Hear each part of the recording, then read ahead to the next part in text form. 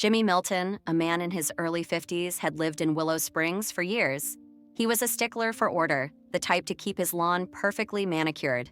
The neighbors all knew him as someone with strict standards, especially when it came to who lived around him. One Saturday morning, as Jimmy watered his front yard, he noticed a moving truck parked across the street in front of the old Miller house. The house had been vacant for months. His curiosity piqued as he watched movers unload furniture. But what caught his attention was the man who stepped out of a sleek black car, a muscular African-American man Jimmy didn't recognize. "Who's this guy?" Jimmy muttered under his breath, uneasy. Jimmy wasn't one to trust strangers, and this new arrival rubbed him the wrong way. He went inside and grabbed a pair of binoculars from a dusty shelf. Through the window curtains, he watched the man speak with the movers, directing them with calm authority. The man's confidence made Jimmy uneasy. For the next hour, Jimmy stayed glued to the window, searching for any reason to justify his discomfort, but he saw nothing but a man setting up his new home. Still, Jimmy felt something wasn't right. By evening, Jimmy's suspicion had turned into a certainty. He grabbed his phone and called the police.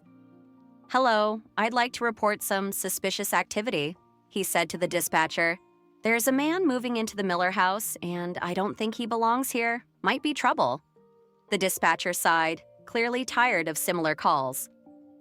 "All right, sir, we'll send someone over." Feeling pleased with himself for protecting the neighborhood, Jimmy sat back in his recliner, waiting. About 20 minutes later, 2 police cruisers pulled up in front of his house. Officers Hank Reynolds and Peter McCoy, both seasoned patrol officers, got out. Jimmy greeted them eagerly. "Thanks for coming, fellas," he said, shaking their hands. "We can't have strange folks disturbing our peace." "Sure, Jimmy," Hank nodded. "What's the issue?" Jimmy gestured toward the Miller house. "That man across the street just moved in today. I've never seen him before, and I have a gut feeling he's trouble." The officers exchanged a glance. Hank raised an eyebrow. "All right, Jimmy, we'll check it out." Jimmy followed them across the street, feeling smug. He was sure he was doing the right thing, ensuring the neighborhood stayed safe. As they reached the house, the man Jimmy had been watching stepped out onto the porch. He looked surprised to see the officers, but quickly regained his composure and walked toward them. "Good afternoon, officers," he greeted them warmly. "Can I help you with something?" Hank extended his hand. "Afternoon, sir. We had a call from a neighbor, just checking to make sure everything's all right." The man shook Hank's hand firmly.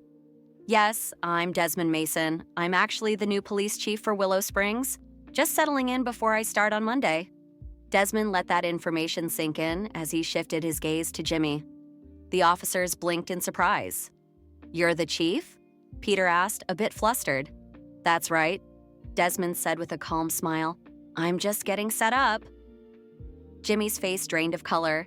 His assumptions were wrong, terribly wrong. I just wanted to make sure everything was in order," Jimmy stammered, his cheeks turning red with embarrassment. Desmond's gaze turned cool but still polite. "Mr. Milton, I appreciate your concern for the safety of the neighborhood. I want the same thing. But if you ever have any concerns, I'd prefer you speak to me directly. That way we avoid misunderstandings." Jimmy could barely meet the chief's gaze. His stomach churned with embarrassment. The officers exchanged a glance, holding back smiles. Desmond's calm handling of the situation had made Jimmy feel small.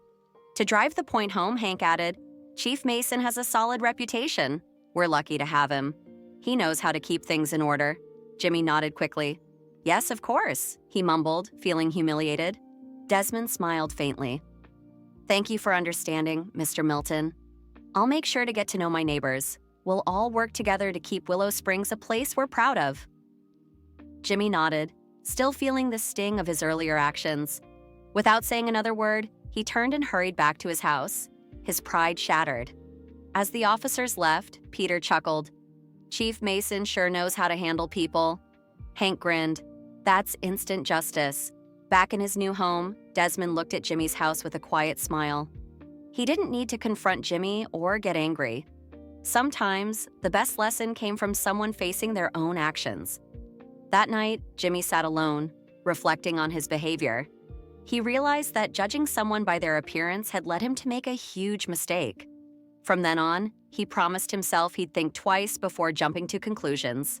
And as for Willow Springs, it would never be the same again.